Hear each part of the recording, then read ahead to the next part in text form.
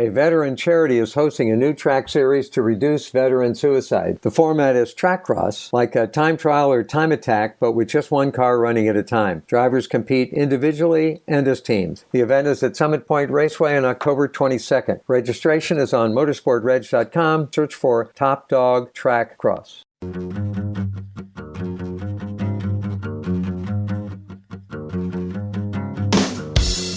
Welcome into another edition of New Track Record Podcast. Caleb Hatch and Justin Kinney with you, and this week joined by a special guest. It is the Series Development Director and the voice of the Road to Indy, Rob Howden. Rob, thanks for coming on.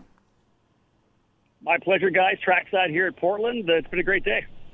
So, Rob, let's start out in Indy Lights, as Linus Lundqvist has all but wrapped up the Series Championship. In fact, he could do it this weekend. Looking at his season, obviously it's been a dominant performance, but I think the real question mark is, where does he land next year? There was a report on Racer that maybe Super Formula in Japan is a possibility if he can't land an IndyCar ride. What's the latest you're hearing on Lundqvist for next year? You know, I really haven't had a chance to dig that deep. You know, I've heard potential thought about him being a third car at Dale Coyne with HMD Motorsports. That would be the logical choice, obviously with the connection HMD is Indy Lights team. Other than I haven't really heard that much yet about Super Formula. I know, you know, Linus wants to be here. He wants to be an IndyCar driver, right? So I think he'll do anything he possibly can. He's going to have that scholarship if he ends up locking the championship. It's going to get him at least 3 races, including the 500. So there's going to be an opportunity here for sure. He comes with some cash. We'll see whether or not the coin option is there for him. But I don't know much about the Super Formula idea yet, but I do know that I think he's probably going to be able to get the job done here this weekend. Rob, sticking with Indy Lights, Ernie Francis Jr., 10th in the points heading into the weekend. But, you know, break down his season for us. Of course, everybody knows his story. But how has it gone? Has it, exceeded expectations, below expectations? What's kind of been the grade for Ernie Francis Jr.? You know, for me, with Force India and Ernie, I think it's been a tough goal for him, right? He really has in my mind, he had to come in here thinking about a 2 or a 3 year program. I know he wants to get the job done as soon as he can, but he's a single-car team. There's all these tracks he's never, driven on before. He didn't come through the road to Indy. He didn't do USF 2000. He didn't do Indy Pro. So he's never really been on these IndyCar weekends. He doesn't know the tracks. Brand new to the Dallara IL-15 this year as well, coming out of the Formula Regional Americas program, of course, Trans Am and SRX. So really an uphill slog for him all year long. So it's hard to say, where is the expectation for? I think he's done a great job. He's logged lots of track time, which is key. I want to see him back next year with the experience he could have had he started in, let's say, Indy Pro 2000. I think that's the biggest thing for him. He was really behind the 8 ball coming in, so I think the expectation should have been pretty low and been focused really on track time for him. Rob, what about Matty Brabham? I mean, he's second in the standings, probably too far off to win the championship. But we see him in IndyCar. You know, maybe it was a bit of a surprise that he came back to Indy Lights. But what do we expect out of Matty Brabham for 2023? Well, let's just look at this year first. I think that when it comes to expectations, of course, he came back trying to reestablish his name, right? We've seen him do so well. You know, he was a champion coming up through the ranks. He won the Indy Pro 2000 category back in 2013, moved to Indy Lights, had an Indy 500 start. It's a great opportunity for him to come back and remind people how great of a driver he is. You know, he's older. He's in the upper part of his 20s. But I think what he's shown us here, especially on the ovals at Iowa and then at Worldwide Technology Raceway, is he's a race winner. This guy deserves a shot to get back into IndyCar. Now, I don't know there's only so many seats up for grabs. You know, we hear rumors that Benjamin Peterson is looking at IndyCar next year. We know Linus is looking at IndyCar. Who else potentially could move up? Matthew could, for all intents and purposes, come back to Indy Lights for another year. I don't know whether that's something he would entertain, but I would have to think that Brabham is definitely going to be on at least in the conversation of a number of these team owners. But it's just so hard right now. There's only limited seats that are going to be available. Rob, one of the changes coming for Indy Lights next year, the shift from Cooper tires to Firestone tires. Is there going to be a major increase in off-season testing to help the teams get acclimated to a different set of rubber for next year? I think there's a couple of cool things that come with the Firestone Association, bringing the program back onto the Firestones. Number one, they're definitely going to need seat time or time to be on these tires, right? That's the key right now, is to be able to, and finding out when Firestone actually does have the tires available. I don't know that they're even quite available at this point as of yet. once they do come out, the time will be ticking away before they start the season in St. Petersburg. So really the bottom line is it could be some pretty intensive testing the couple months before we jump into the 2023 season. The key, I think, is that everybody's going to need a lot of testing. You got some new teams coming in, right? We have Cape Motorsports coming in with a 2-car team. Legacy Autosport has announced that they'll be coming in as well with at least a 1-car team. It's a really good opportunity and a good time for these guys to kind of come in here because the new tire really levels the playing field. Everybody else has been able to dial these Dallara IL-15s into the Cooper because remember, this car itself, which debuted back in 2015, has always been on Cooper tires for the last number of years. So everybody be working to kind of really find the setups, find the balance running the new rubber. So I would expect to see some intensive testing in January, February, and, of course, heading into that first week of March. Now, Rob, you mentioned the new teams joining the series for next year. Is there any kind of look at what car count could be for next year? I know we were close to that 15 number. Could they essentially push 20 next year? Well, all I know for sure is that there's going to probably need to be some more seats to become available, and that was, that's the cars are out there because in my talks with drivers in Indy Pro 2000, there are a lot of drivers. So kind of a bit of a surprise to me that really want to make the move up next year. We're going to see a champion make the move up from Indy Pro 2000. Louis Foster is going to lock that down here this weekend. He has an insurmountable lead essentially in Indy Pro to win the scholarship to move to Indy Lights. But I'm going through the paddock and I've talked to Reese Gold and his driver coach Oz Negri. Their focus is on moving up to Indy Lights next year. His teammate Anam Ahmed wants to move up as well. Josh Green from Turn 3 Motorsport, his plan is to move up. So there's at least 4 drivers that want to move up. And I know that Nolan Siegel, I believe, is going to be testing an Indy Lights car later this year. Of course, the news came out that Jamie Chadwick, 2-time W Series champion, is going to test with Andretti when the season's done. So there's a ton of interest in Indy Lights right now, and there literally may not be enough seats for all the interest. And this is not like IndyCar where you're kind of trying to get a seat and potentially get help. This is people coming in funded looking for seats. So I would not be surprised to see anywhere between, let's say 15 to 18. Let's not go as high as 20.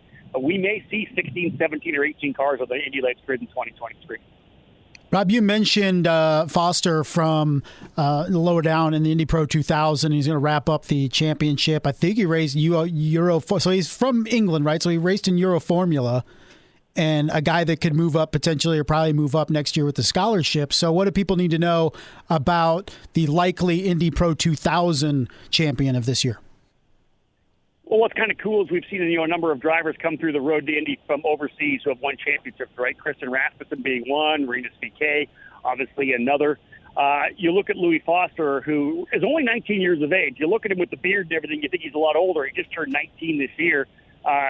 Got out of karts and went into Ginetta Junior, was a top 3 guy in the championship there, then moved to the British F4 program, then to then the British F3 rather, and then to Euro Formula Open.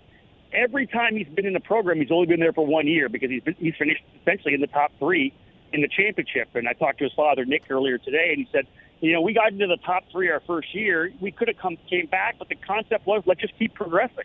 And he's done that. He's been a race winner at everything he's done. He's been in the championship hunt. This year, mid-season, as soon as he got a feel for the Cooper tires and how to really maximize them in qualifying, he's been able to step up and go on a streak. And, I was talking to Steve Wittick from Trackside Online earlier today. One of the really cool notes that'll be on his resume from this year, before he came in here, he'd never driven on a street circuit before. St. Petersburg was his first ever street circuit. You go further into the season, and he won at Toronto. He won this year on all 3 different styles of racetrack. He won at the Oval at Indianapolis Raceway Park. At the Carbonite Classic, he won the Freedom 90, so he's an Oval winner.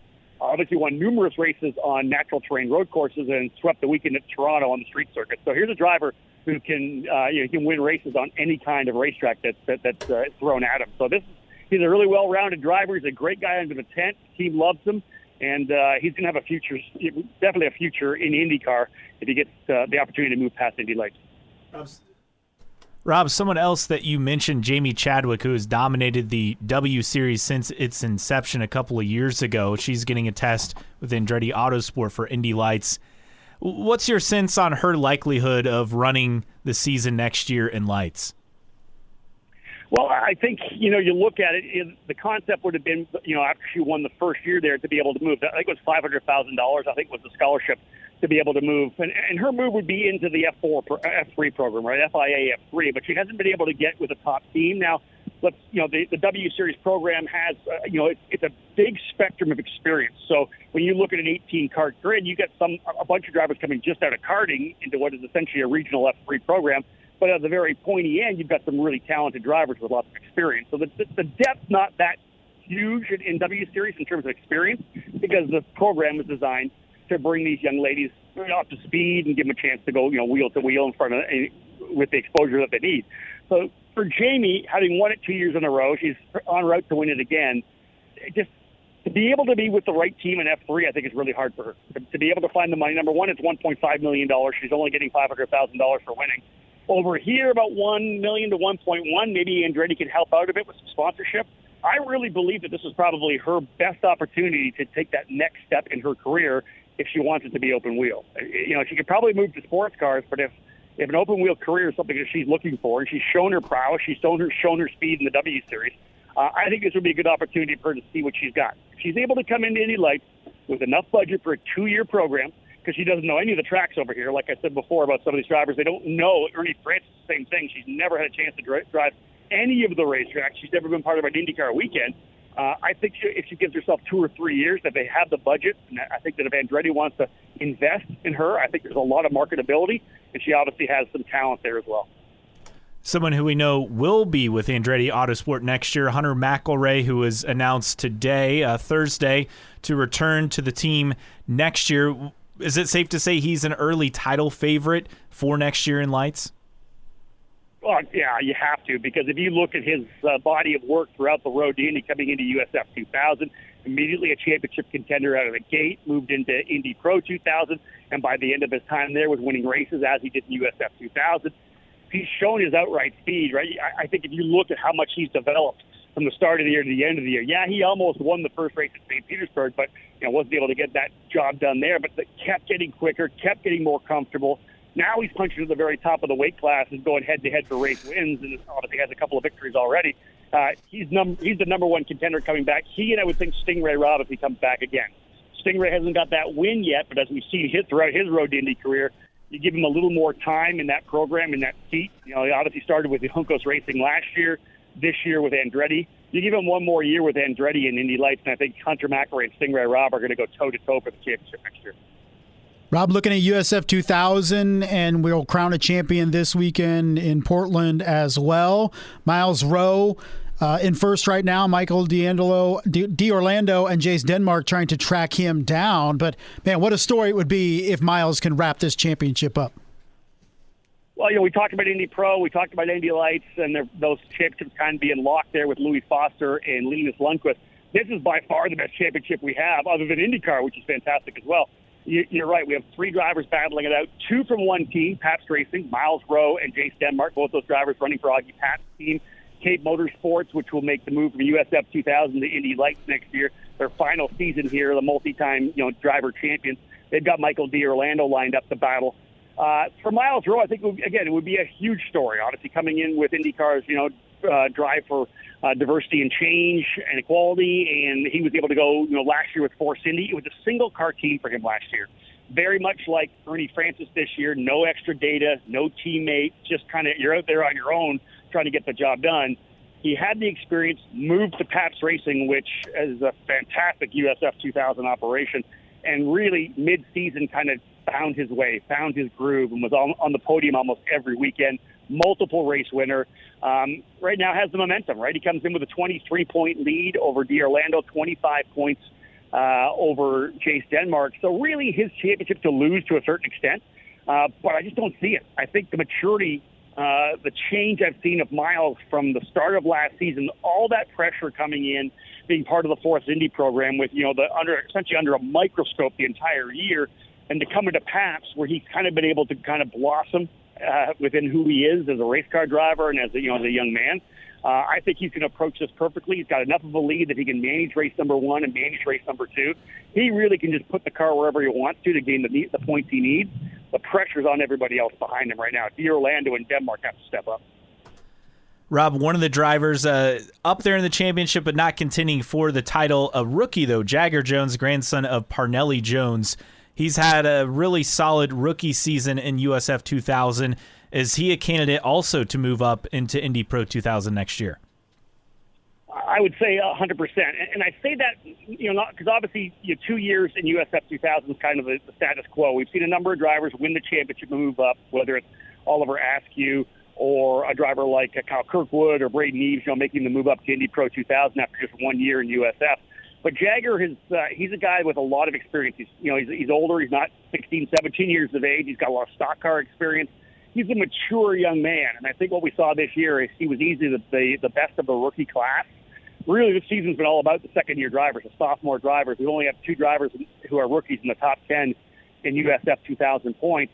But Jagger's been the guy that's been there, right? He won at Barber Motorsports Park. He's been in the fights all season long. Would he move to Indy Pro? Yeah. I've actually heard people think that maybe he'd be looking at Indy Lights, which I thought was kind of weird. It'd be good to see him in Indy Pro for 1 more year. But we've seen drivers jump from USF 2000 to Indy Lights before, like an R.C. Enerson, who would go on to win in his rookie season. So there's a possibility that Lights could be where he wants to be. But Indy Pro, obviously, if I was his manager, would be the first place.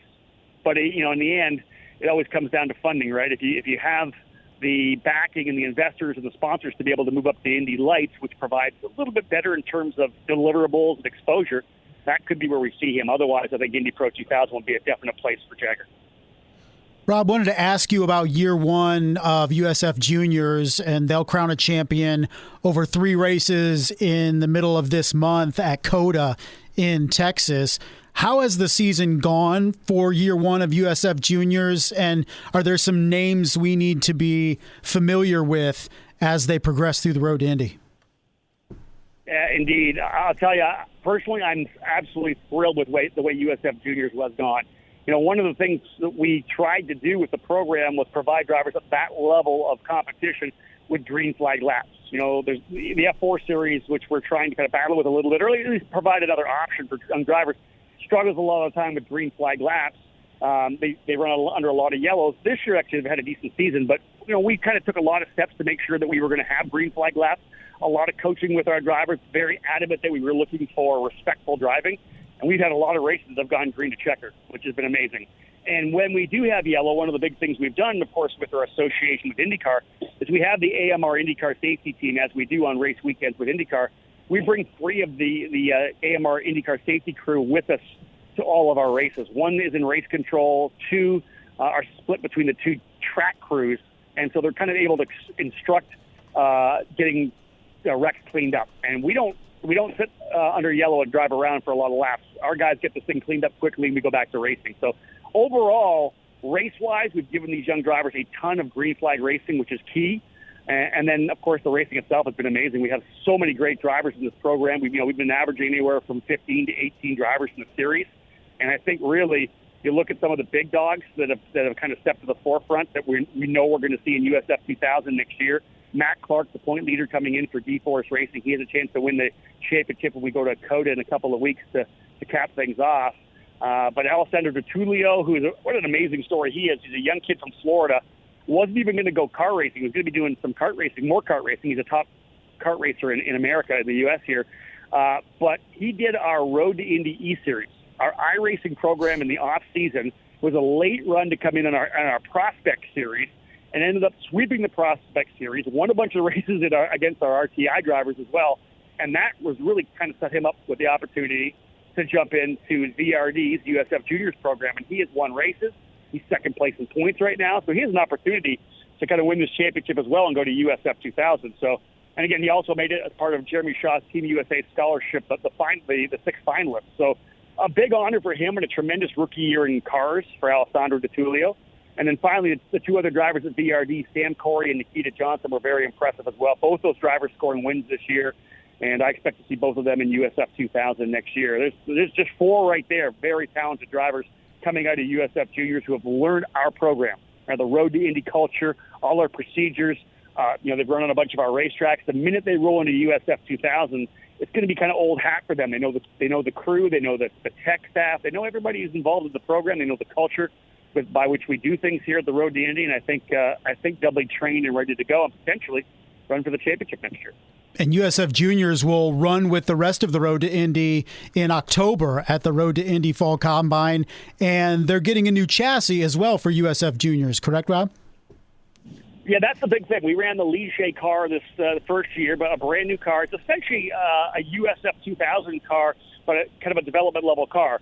The brakes are a bit different. The suspension's a bit different on the race car. The engine itself is restricted, but it's the same Tatis tub as the USF 22. This is the JR 23. So the cool factor is that teams or families can come in and buy a race car, and then with a conversion kit, they can turn the USF Juniors car into a USF 2000 car, which is the same chassis as the Indy Pro car as well. So kind of a building block for a family who can buy a car and essentially drive that car for the next 3 to 6 years, working their way up through the Road to Indy.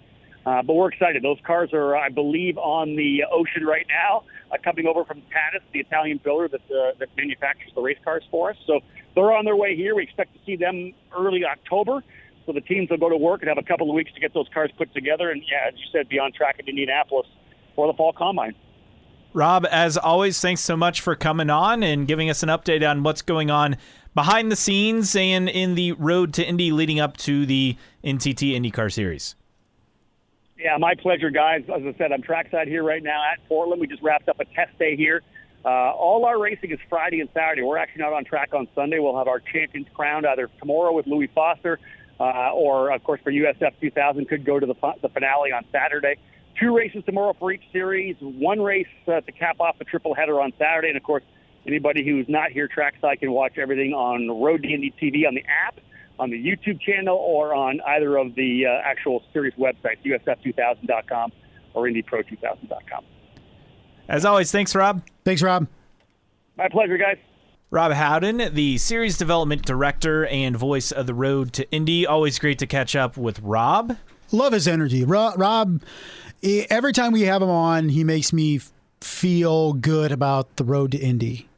I mean, you get into the season, and we've been talking about it on the show and via text, 12 cars, and that's great for Indy Lights, but, 2/3 of them are Andretti or HMD. What is HMD Motorsports. So sounds like a couple new teams are coming. We had heard one that is going to delay it a year, right? That are going to come in 24. Mm-hmm. But, it makes you feel good about USF 2000 and Indy Pro 2000, and even was glad to get him some comments from him on USF Juniors, because haven't heard much about that through their inaugural season.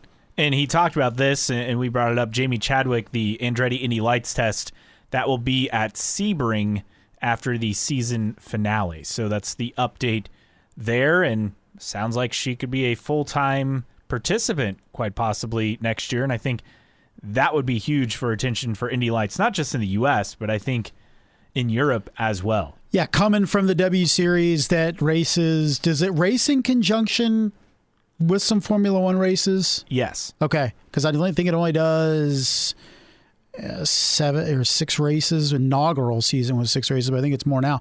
But, it'd be great to see Chadwick over here. She has absolutely dominated the W Series. 24 years old, out of England, and sounds like she's going to win another championship, so 3 in 4 years.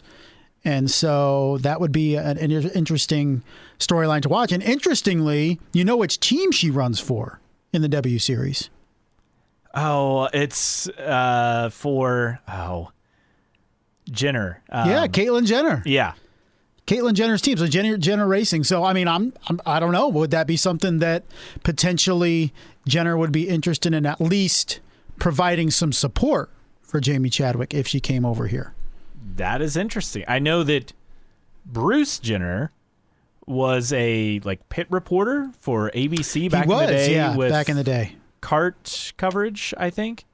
So, yeah, there are obviously racing ties there with Bruce / now Caitlyn Jenner. He actually raced in the IMSA GT series in the 80s. I knew he did some he sort of racing. He won the 12 Hours of Sebring in 1986. Wow. His co-driver was Scott Pruitt. Scott Pruitt was pretty good. Yeah, pretty decent. But then did the celebrity race at Long Beach for several years. So, I mean, I think this is his first year, or her first year, with Jenner Racing in the W Series. I mean, could that be a tie and maybe support from Caitlyn Jenner going forward? That is, yeah, I knew Wouldn't there was hurt. some celebrity tie-in, but I couldn't remember who it was. Yeah. So there you go. That is interesting. Well, so we've covered Road to Indy. I think we've kind of locked everything down on that for this weekend. Other stories that we will get to this week on the show. Some more silly season updates this week in McLaren, of course, how could we forget? And Portland GP race preview. So I'd say let's start with the silly season stuff because that's obviously top of mind. We were just talking about it on the Road to Indy. So here's what we have. So the latest, and this from Marshall Pruitt, Racer.com. Chip Ganassi wants to run 4 cars. Unsure what Jimmy Johnson's plans are for next year still. I don't think this is a surprise. It kind of comes down to, will Jimmy be back with the team? Full season, partial season, just the Indy 500? You know, what are his plans? He's still trying to lock that in. We shall see what happens there. I don't feel right now that it's trending in the right direction in terms of Jimmy Johnson being in the seat full time. I mean, he had a comment, and I can't remember who it was to earlier this year. I don't know if it was a month or two ago, basically saying I think it was somebody gauging his interest with racing a cup race here or there or an Xfinity race, was basically between IndyCar and some of his sports car stuff or whatever he was doing, that he said something to the effect of that was already a lot of racing or way too much racing than what he thought he was going to do post NASCAR career. So here we are, 2 races left in the season in 2022. We're into September. I just don't know if the desire is there for Jimmy Johnson to race at the back of road and street courses for another year. I could see him doing an oval only program next year. I could see him only doing a May only program. I think it just depends on what his desires are and obviously what sponsorship he can get. I mean, there's question marks with Carvana due to some financial and just a lot of issues with that company recently. It's come out in the news over the last few months, and that's another factor to throw at it. Right. And it's unfortunate because say what you want about Jimmy Johnson, and Lord knows I do, Carvana has been a tremendous asset to IndyCar over the last couple of years. I mean, the activation that they have done in a sport that's starved for companies that will really invest in advertising, significant advertising in IndyCar. Carvana has done it. You know, they're voting online with their liveries, the web series with Jimmy Johnson, the constant commercials and all that. I mean, that is activation at a premium in terms of other companies in IndyCar. And unfortunately, their company's struggles are probably going to at least take away some of that for 2023, if not all of it. But yeah, they've been a great partner for a couple of years, and it'd be unfortunate for IndyCar, not just Jimmy Johnson, but IndyCar as an entity, to lose Carvana. Yeah, and who could ever forget his egg cooker commercial? Yeah. Or the bedazzled jean jacket. Yes. I mean, come on, man. I mean, you talk about showing personality. You know, Carvana was willing to invest money, not just in advertising, but advertising with a driver. And we don't see very much of that in IndyCar. No, we do not.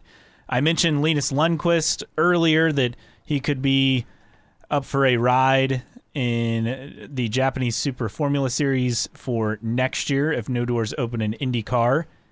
That's an option. Obviously, this ties in with Jimmy Johnson because if they don't use that 4th car, whether it's Jimmy or someone else, which I would be shocked because Mike Hull kind of went on record saying, look, you get extra data. They ran 5 at Indianapolis. Yeah.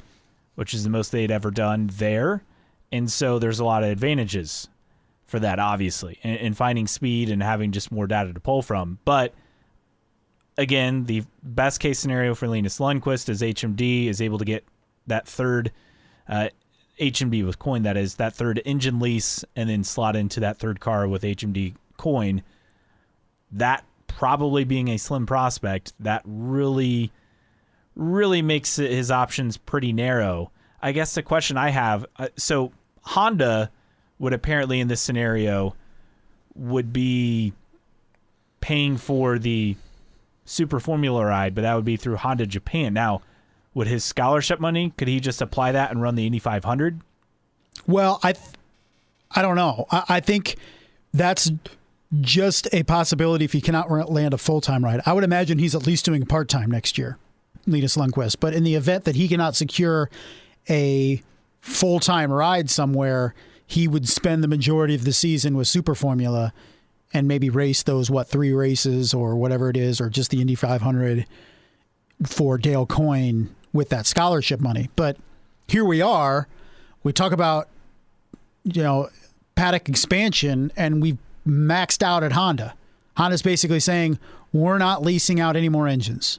We're at our max. So you have Dale Coyne, who's in position with financing and all that, and a driver, if we talk about Linus Lundqvist, to make the jump to IndyCar next year. But with Malukas and Sato already in seats, Honda is unwilling to add another engine lease to the series. And so, we've been talking about it, Kayla. Eventually, IndyCar was going to hit a cap on growth because it only has 2 OEMs. Here we are. We're up against it. Well, and Marshall Pruitt mentioned in this week's Racer.com mailbag that he may, and that did not come true, not to say that he won't have an update, but he didn't at the time. He said he may have an update on a third OEM, by the time the mailbag came out.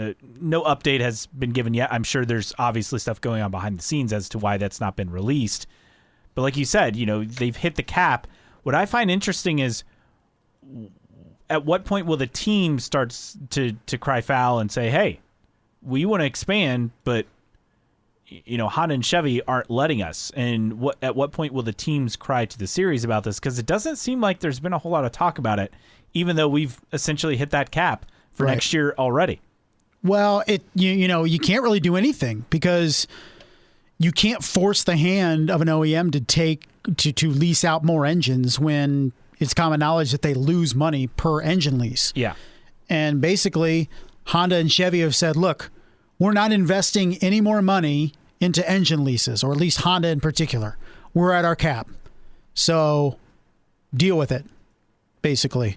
And, in the end, you still cannot afford to piss off your OEMs.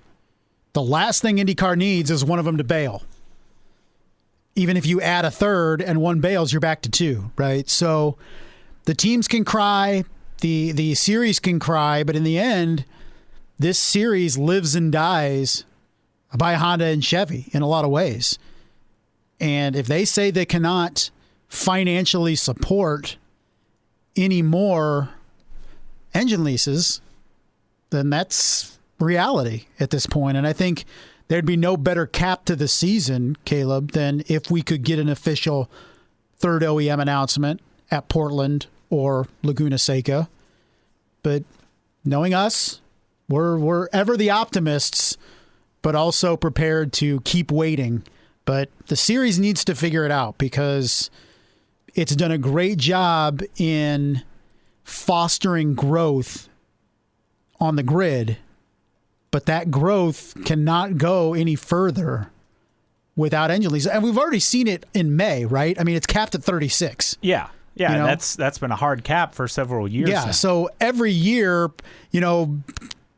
January, February, March, people are like, well, what's the car count going to be for Indy? It's going to be 36. The max is going to be 36 because Honda and Chevy are not willing to go over 18 each. And, that's where we're at. 36 for Indy, and what are we looking at now? Maybe 28 full-time for the series, 14 each? Yeah, effectively? That seems like the max, and that seems more than they'd probably prefer to do 13 each. Yeah, I would or imagine. 12 each. And look, that's the thing. It's like, I'm sure Honda and Chevy have done everything they possibly can to stretch their resources to effectively back 14 each. But at some point, the OEM's got to be like, we cannot stretch any further. We cannot do this. And that's kind of what the message is, at least from Honda. And you can imagine it's similar with the Chevy side as, we're done. We're maxed out, guys. If you want to add more cars, you better add another manufacturer. Speaking of Honda, a Honda driver set to return next year. There was a bit of a debate if you will, if this driver would return, but Marshall Pruitt, Racer.com, reporting Devlin DeFrancesco will be back in the number 29 Honda for 2023. Again, when this deal was announced, it was a 2-year deal, so on that part, not surprising. But there was some speculation that, his seat may not be a guarantee for next year. It's very tough to judge rookies, right? I mean, you know, he's been better than Kirkwood at this point. Has shown, his 12th at Gateway was, his best finish. And he was quick that whole weekend. Right. And I mean, it hasn't been terrible since Indy. I mean, only one finish in the last 9 races worse than 18th. And then a lot of people will be like, whatever, big whoop, but he's a rookie, still learning. So I don't think DeFrancesco has done anything to warrant not giving him that second year, especially the fact that there aren't very many available proven drivers on the market at this point. Why not just fulfill that second year and see if he can make a second year jump and potentially have a long-term future? All right, time for This Week in McLaren. So a lot of news bits to get to here. Of course there is. First off, Nathan Brown of the Indy Star had a great sit-down with Alex Palou, kind of talking about, look, things have changed over 2 years ago, just like, things change year to year all the time, and his aspirations, and he expects to be in IndyCar next year. He does not expect that F1 seat, but it's a really good interview at IndyStar.com. You can check that out. Also, Racer.com reporting that Palou and Chip Ganassi Racing still in mediation, so they're trying that. They've gone through a round. I think a couple more rounds will happen before they would truly go to court, so trying to work things out there. And then we get to the biggest news, I think, that caught us all a little off guard, and this was that Colton Herta, who has that testing deal with McLaren, well, he's being eyed by another F1 team, AlphaTauri, and under the Red Bull umbrella. They're eyeing him because Pierre Gasly potentially could go to Alpine, assuming Oscar Piastri goes to McLaren. There's the McLaren tie-in there on the Formula One side. That up to the FIA, which I would think by the time we record next week, we'll have an answer on that. I'm surprised we don't already. Yes, I am as well. That could happen as soon as this weekend, that Piastri to McLaren, or if he must stay with Alpine and move up to their Formula One team, we'll have that answer. So how's it work? Well, Gasly would go to Alpine, and we had been told before, the rumor was that Ricardo Alpine, there's possibility there, but I guess some board members were a little questionable. He just left the team a couple years ago, and why would we want him back, essentially? And then you have Gasly and Ocon, who are said to not really get along, but they're both French drivers, so it makes sense driving for the French team. And then also, even if Gasly doesn't leave, Yuki Tsunoda is a question mark. You would think, though, that Honda would want Honda people, as they're still involved in Formula One, ramping up, 2025 or 6? 26. 26. So Herta, obviously a Honda guy. Yuki Tsunoda, obviously a Honda guy as well. Could that be the lineup? I think I'd be very surprised, but these are all possibilities. It's interesting because the top teams in Formula One are set for next year. I mean, Red Bull's not changing. Mercedes isn't changing. Ferrari's not changing. I mean, McLaren, we have a good idea that it's Norris and Piastri, right? Yeah. You look elsewhere, and those are where all the questions are. So, Haas, Williams, Alfa AlphaTauri. Romeo, AlphaTauri. Yep. Alpine, obviously. So, Williams. So, those are really the big questions to answer at this point. Is there an opportunity? Is there a chance, Caleb, that Colton Herta is on that grid next year? I mean, everybody says, well, no, he doesn't have the license points. Well, we've already heard that the FIA is kind of looking at, and the FIA can waive that. Like they have the power to say, no, let him in. And me personally, I wouldn't be surprised for Formula One to do that. You look at Liberty Media, they want a bigger impact in the United States. They're going 3 U.S. races next year. They're seeing the viewership in America soar, it makes sense for Liberty Media and F1 to say, yeah, I don't care what the super license points are. Colton Herta is eligible to be in Formula One next year. Well, and considering the qualifications, I mean, it's absurd that Herta doesn't meet the standard. Right. And the only reason why is because Indy Lights, when he finished second at Pato Award, there are 9 drivers at one of the races as opposed to 10. Right. Otherwise, I believe he'd have the points, right? That's and I think they said back. Indy Lights scores as many points as like a F4 regional series, something like that. Like, it's something absurd. So I don't think there's anybody doubting the fact that Colton Herta has enough seat time in other disciplines and to the fact being that in Formula One. He's done a test for McLaren F1 and they came away very impressed. Yeah. I mean, his times were competitive, especially considering the time of year and the temps and everything. I mean, his times were very competitive with what happened for McLaren last year, because again, it was for McLaren's car from last year, the TPC program, testing a previous car. Right. But all in all, we know Herta's qualified. I mean, it's absurd to say that he's not. I agree. I think there's a chance, and I'll get into what IndyCar Deep Throat sent us the other day. So IndyCar Deep Throat saying Pato Rossi Plo set for McLaren next year. Felix headed to Formula E as of now. Zach told him that if another IndyCar team is interested, they could work out a deal. For example, keeping him under McLaren contract while he does his own thing. Piastri is set to join Leno at McLaren in 2023. Zach mentioned he would be open to keeping him around for other McLaren seats races. And then Daniel set for Alpine on a 1-year deal. The team has offered for him. He has no choice or other options. 1-year deal with less money compared to his last deals. I have an option for 2024 if he performs well next year. And Daniel hasn't made a decision yet since Williams and Haas are on that list. Why does that matter? Well, it's confirmed that both Chip and Roger have reached out to Daniel to gauge his interest in IndyCar after he turned down Zach's offer 2 weeks ago. I don't feel like Daniel Ricciardo goes to IndyCar unless he's exhausted all options in Formula One, and I still think he has some value in Formula One. But, we've also seen that Red Bull is interested potentially in Colton Herta. And, initially people were like, well, it's already Verstappen and Checo, right? Well, AlphaTauri has an open seat. So could Red Bull effectively hire Colton Herta to fill that second AlphaTauri seat? Possibly. Well, and then update on Herta from IndyCar Deep Throat. Says Colton's set to fly over to AlphaTauri's headquarters in Italy after the race in Portland. Talks have progressed. It sounds like AlphaTauri have at least 1 open seat, possibly 2 for next year.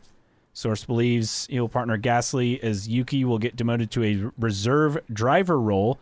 Colton will only give up his IndyCar seat if he is guaranteed at least 2 years of F1 with the contract and a decent amount of money. Not interested in a 1-year deal, and that's all she wrote kind of situation. Yeah, obviously you got to look out for your best interest there. I think this has momentum. I think it has more momentum than people are giving it credit for at this point. I think there are multiple entities in Formula One that are interested in Colton Herta. I think there is no doubt that the FIA would waive the super license points for Colton Herta to join the series, considering the impact of Formula One and the growth it's having in the States with 3 races next year in America. I feel like this is something that right now, to me, has a better than 50% shot to happen, Colton. Caleb. Colton, if you're listening too. I think you're gone. But, I mean, that's me. I mean, maybe that's me, maybe too much confidence in this thing, but I really think there's something here. I would say I'm at 51-49. Like, I'm seriously like... Better than 50-50. Just slightly, I think there's more of a chance he's gone. And what's crazy about all of this is that this will mean Herta's gotten away from not 1, but 2 people with ties to Formula One. Obviously McLaren, because he's has a testing deal with them. Yeah. And then Michael Andretti, who wants to have that Formula One team with Andretti Global in the coming years and waiting on approval, which could come, later this month or next month? I mean, we'd expect it this month from the FIA. Yeah. And that would be 2 people you got away from. But look, I mean... There's ties to Honda here. F1 not only wants, I'd say they need an American driver at this point to maintain the momentum, to have a way to keep the U.S. fan base engaged just beyond Drive to Survive, which I think Drive to Survive has essentially run its course, right? I mean, I know that it's coming back on Netflix again. Right. But it reached its crescendo covering last season, and rightfully so. I mean, it was a dramatic championship. But the way this year's gone and just the backlash has started against Drive to Survive, even in the preseason this year among Formula One drivers, I think it served its purpose. And they're going to do one more season, we know of for now.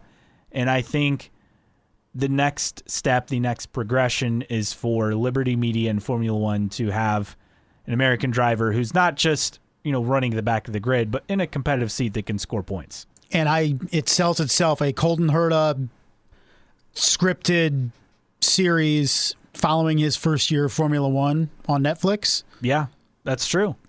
That's kind of the next sell. And I still am a fan of Drive to Survive, definitely. And, this came up in the past week at home. My son, who far from a racing fan, he'll sit and watch it for a hot minute, and that's about it. He keeps telling me I cannot get the Formula One song out of my head. And who can? Right? But it's like that, such simple things, like a catchy intro song, like we hear in Formula One every race weekend. And I just got last year's Formula One video game, 2021. I always buy everything a year behind because I don't have to pay as much. But to start the video game is the intro. I mean, you can hit X and go through it, but it's there. It's like those simple things that are such swings and misses for IndyCar. When you go back to the history, in sports, you hear the NBA on NBC song and it's iconic, right? It just hits you and you recognize it. Fox NFL, F1. I mean, it's the low hanging fruit that IndyCar can't even. Why not put together an intro to every race? Their intro right now, I think, stinks. The song is so unoriginal and it's more background music than anything. But just kind of want to point that out because my son, he's not an IndyCar fan or an F1 fan. He says he can't get it out of his head. Today he sends me a picture of a case of Red Bull with Max Verstappen and Sergio Perez on it. Just an hour ago, sends it here to in me. the States. Yeah, wow. He's at Walmart with my wife, and it's like a 12-pack of Red Bull with them on the side of it. That's more promotion than IndyCar. Yeah, it's like anything. And he's not even Outside a racing Jimmy. fan. It's like that's how you're catching the casual fans, right? The Drive to Survives, the song that you knowingly can't get out of your head. Going through the aisles and hey, I recognize that guy. It's those little things, right, that make all the difference. Absolutely. Well, one other note on silly season, Felipe Drugovich, not that I thought he was going to be in IndyCar next year, but the Brazilian points leader in F2, eyeing F1 reserve role for 2023, says, I think we're not looking very much into IndyCar. I think we're just trying to stay focused on F1. That's my dream, my goal. We're trying to get into that first of all. Obviously, IndyCar is a great category, but at the moment, I'm fully focused on F1. Again, that's fine. Yeah, it's fair enough. I get it. I mean, another driver that wants to exhaust all opportunities to get into Formula One before he entertains anything else. I respect it. I respect it as well. All right, time to preview the Portland GP coming up this weekend. We start with our 3 key stats, courtesy of Chad200 on Twitter. Castroneves, pole and 115 laps led in 5 starts, but just 1 top 10 finish. Simon Pagenaud, no top 5s, no laps led in 4 career starts. Alexander Rossi, 8th, 3rd, and 2nd here at this track. Remember, IndyCar returned a couple years ago, and this will be, the 4th iteration for IndyCar since 2018 when they returned back to Portland. Was that Sato won that race, right? Is that right? 2018, Takuma Sato won, and then it was... last year was Palou. They didn't race there in 2020, remember? Yeah. And then Pandemic. I think it was Will Power 2019? Yes. Yeah. So that's one of the notes. Also, something to keep in mind. This from Trackside Online. Since 1998, 10 of the 13 IndyCar races at Portland have had a first lap caution. That's what you need to watch. In terms of the championship race, the most important single turn between now and crowning the championship after Laguna Seca is turn 1 of Portland. And then Joseph Newgarden and Dalton Kellett will have 6th place grid penalties due to some early engine change. So number 2, early engine change for him. So that will be something you keep in mind. That's pretty important to the championship. I get that this is a track where you expect an early caution and there could be chaos, but things usually settle out of that. But again, something you keep in mind. True, but this, guarantees him starting at least with, rows in front, rows in back. I mean, if you're qualifying in front as opposed to midfield, you have a much better chance of avoiding turn 1 chaos. So he's going to be in the thick of it if anything happens. Taking a look at the schedule for this weekend for IndyCar. Again, Peacock, IndyCar Live for International, SiriusXM, IndyCar Radio. Practice 1, 5:30 to 6:45 p.m. Eastern. Practice 2, noon to 1 Eastern on Saturday. And then qualifying set for 3:05 to 4:20 p.m. Eastern. And then final practice 7:15 to 7:45 p.m. Eastern. Then on Sunday, race day, the TV window on NBC and streaming on Peacock, IndyCar Radio, SiriusXM, IndyCar Live, 3 to 6 o'clock p.m. Eastern time. Green flag approximately 3:30 Eastern in the afternoon. All right, time to make our picks. Who do you have for this weekend? Who do I have? Do I go with a championship contender or not? That is the question. I am going to go, finished on the podium last year, Scott Dixon to win the race. I am leaning towards Scott Dixon as well, but out of being different, I'll pick someone else. And I'm going to go with Will Power. Not a bad pick. Won it in 2019, like we said, was on pole in 2018, and actually finished 4th way back in 2007. Champ car the last time they were there. It's just hard to believe he's only won one race this year. Right? And I have a hard time right now picking Joseph Newgarden to win a 6th race of the year. Not saying it can't happen. Yeah, same. But, especially with the grid penalty. I mean, that doesn't help. Yeah, it's not, grid penalties hit a little different in IndyCar than they do in Formula One. We saw it last weekend in Belgium where Max Verstappen had to start, 15th, 14th, something like that. And it was easy pickings to get to the front. Well, they just let him by. It seemed like it, didn't it? I mean, but the car was so good, that's why. Oh, pretty much. That's how Red Bull rolls right now. Livery changes to keep in mind, and there's one in particular you'll have to keep an eye on. So Scott McLaughlin back in the Freightliner car looks really, really cool. And this is the one that's going to be confusing. Marcus Ericsson and Scott Dixon. They look exactly alike. Both in PNC Bank cars. Obviously, Dixon the 9 car, Ericsson the 8 car, but they look exactly the same. The key difference is that the rear wing and front wing end plate are blue with white for Ericsson, and then for Dixon, they are orange. There's no telling those apart. Alex Blow in the green Ridgeline car, also to keep that in mind. Kyle Kirkwood in the Sexton Properties car. Graham Rahal, Quartz Engine Oil, a red car. And I think Devlin DeFrancesco. This is cool. Jones Soda Company. Ah. Very cool looking car. Christian Lundgaard in the MyJack car. And then Jimmy Johnson will have a different looking Carvana livery. Kind of a darker blue with some green accents to it as well. So I just wish somebody would step up and be a title sponsor for this race. Make me feel a lot better about the future of the event. Yes, that it's so surprising too. I mean, because getting into the Northwest, they were selling it as a big chance to tap into some new companies. We're seeing teams do it when they head to the Pacific Northwest. Man, it's very shocking that you get major auto racing into the Northwest. Everybody was clamoring for it, and you can't find a company to be a title sponsor.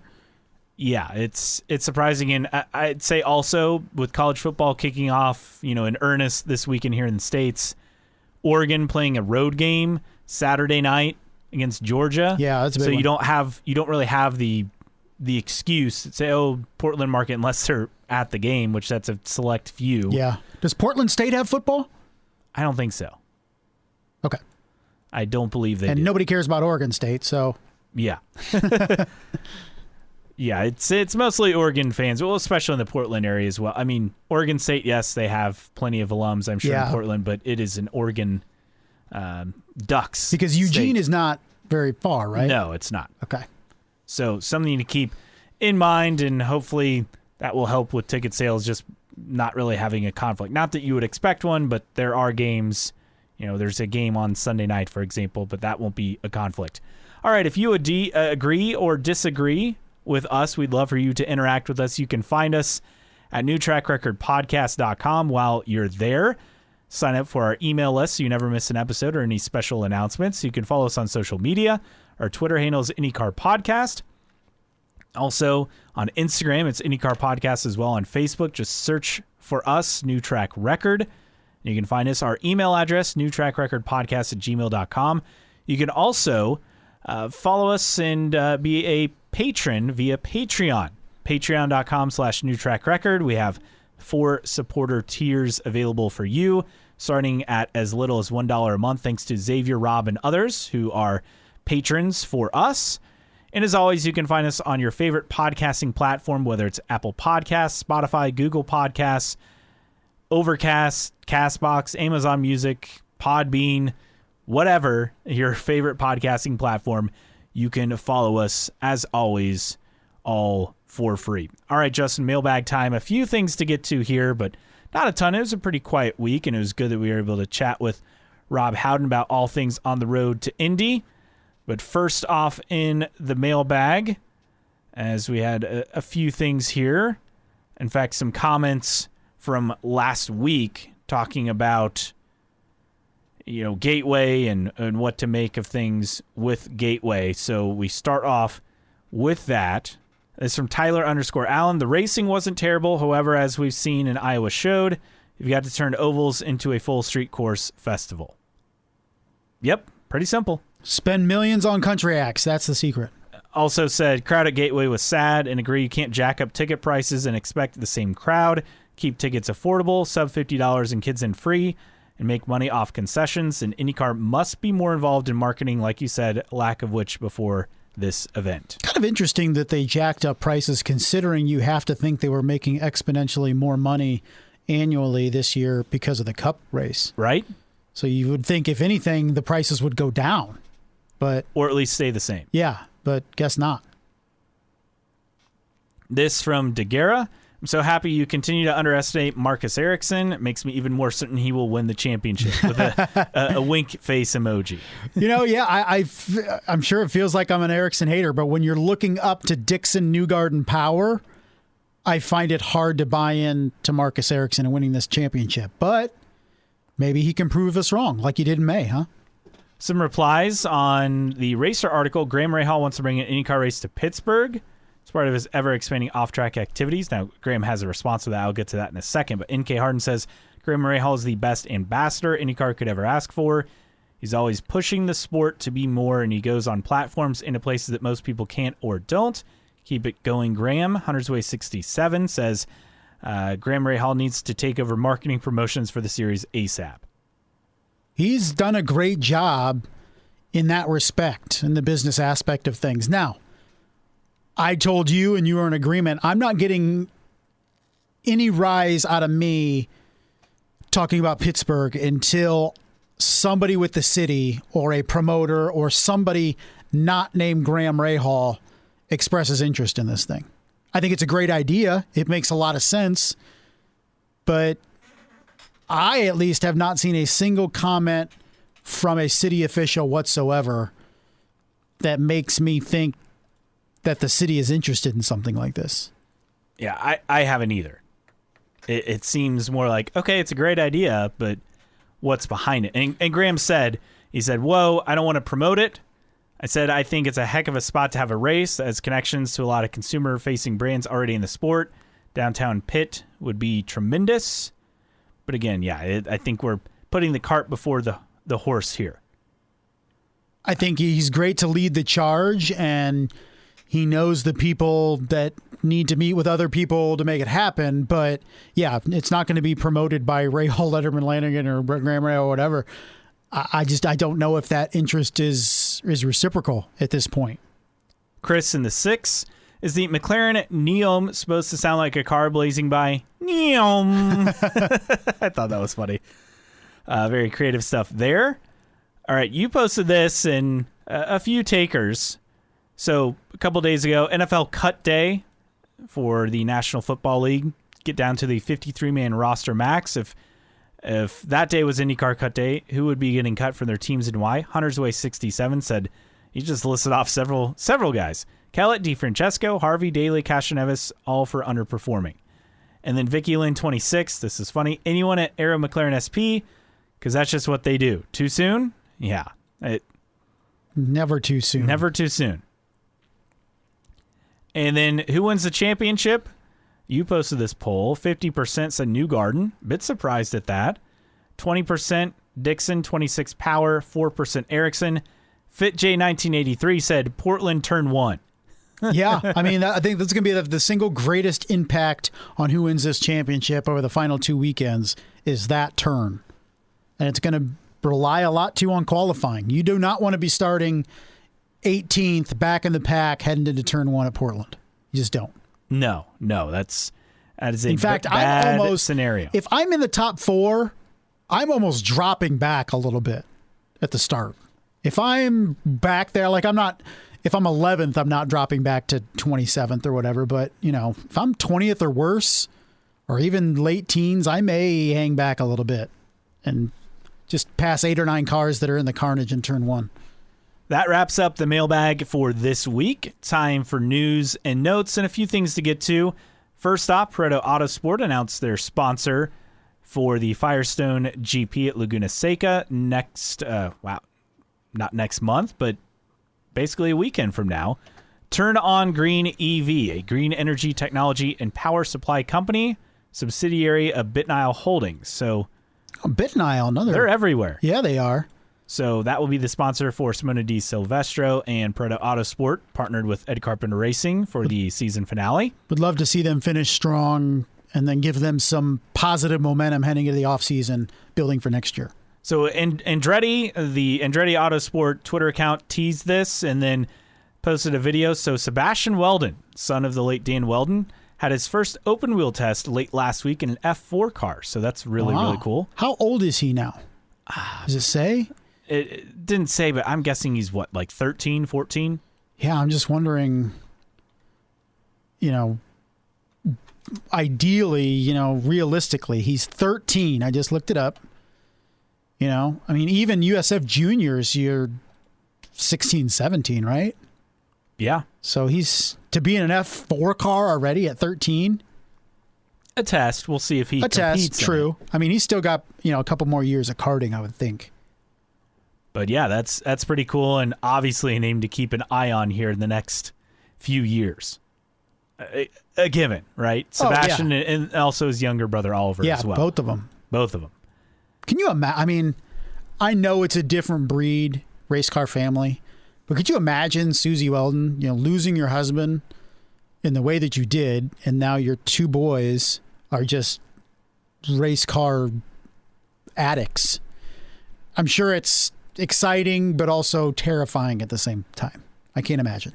I think if you try to force someone away from it, sure, it just makes it worse. Just like the opposite, if you try to force somebody into it, right? Yeah. So, man, I just, I would be so nervous. But I guess it goes with the territory, huh? Yeah, it does. Marshall Pruitt had this story about testing for IndyCar. There will be fewer private tests, more group tests for 2023, but really the key takeaway from all of this, tucked in conveniently toward the very end of the story. So Miami Homestead Oval road course, known to be on IndyCar's radar during the most recent offseason, a possible site for spring training. Jay Fry says final destination could be a road course or an oval. He says we've run both before, so this is something we're exploring on what we could and where we could do that. So keep that in mind. Spring training, but also, look, it's a potential race site too, obviously.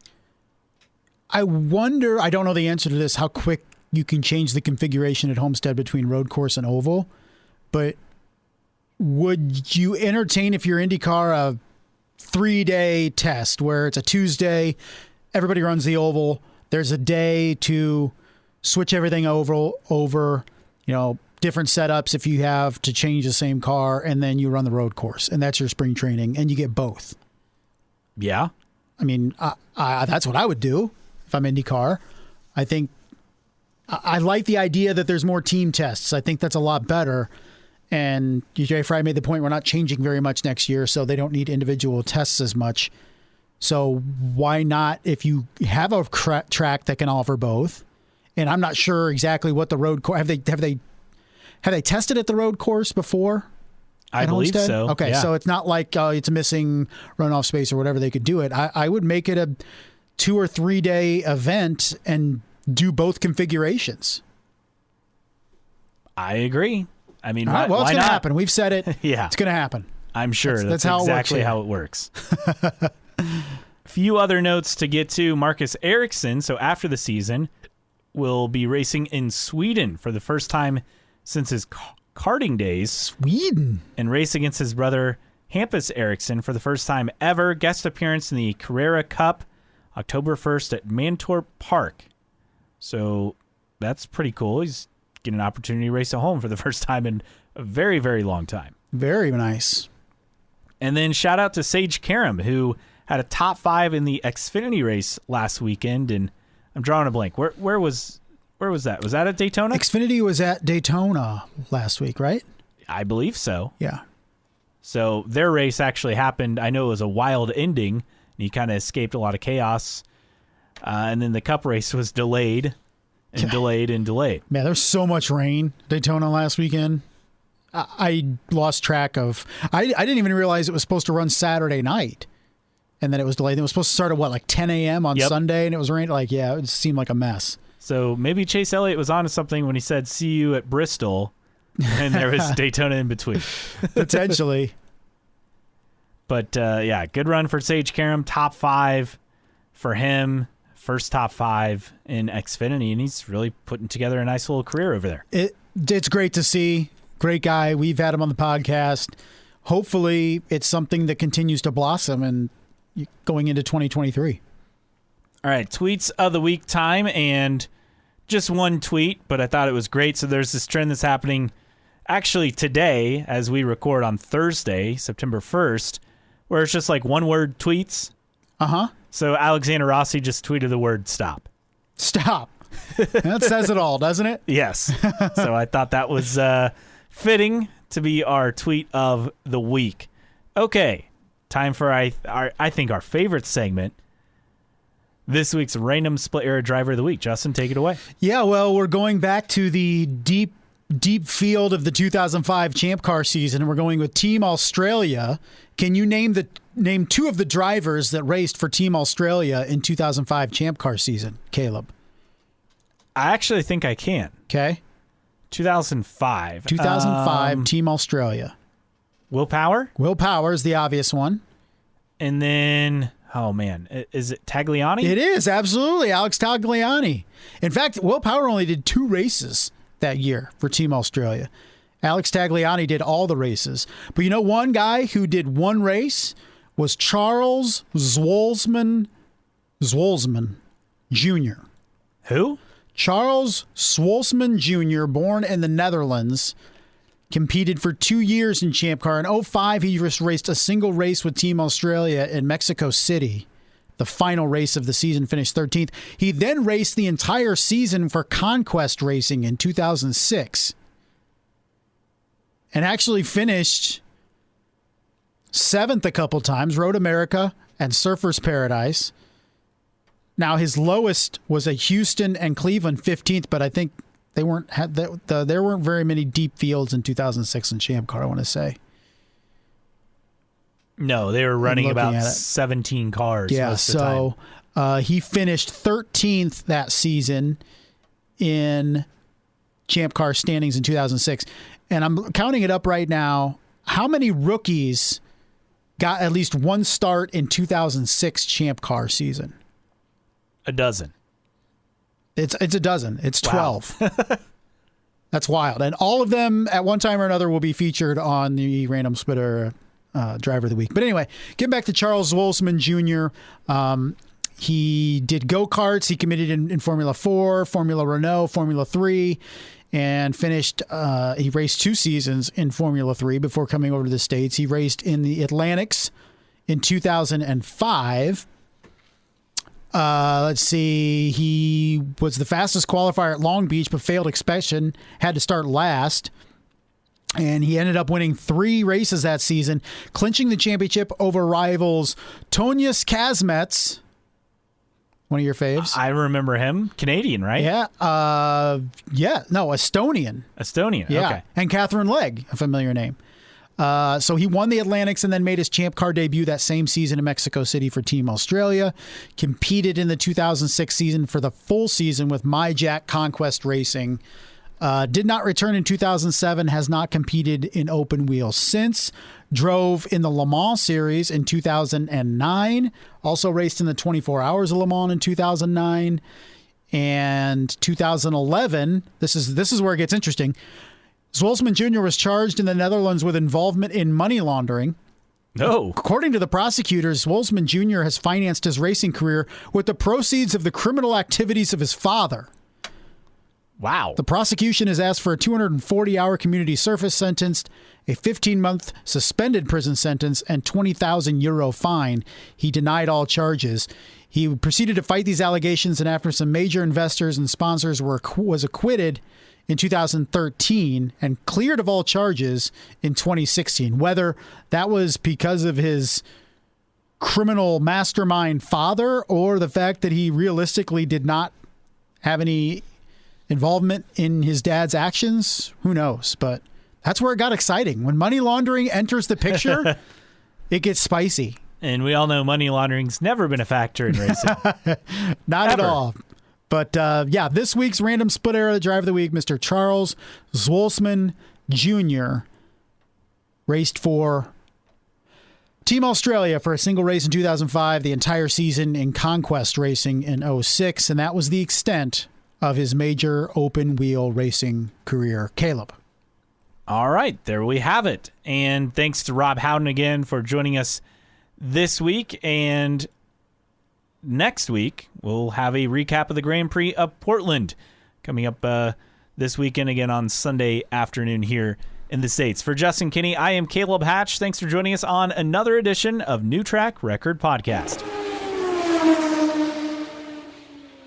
A veteran charity is hosting a new track series to reduce veteran suicide. The format is track cross, like a time trial or time attack, but with just one car running at a time. Drivers compete individually and as teams. The event is at Summit Point Raceway on October 22nd. Registration is on motorsportreg.com. Search for Top Dog Track Cross.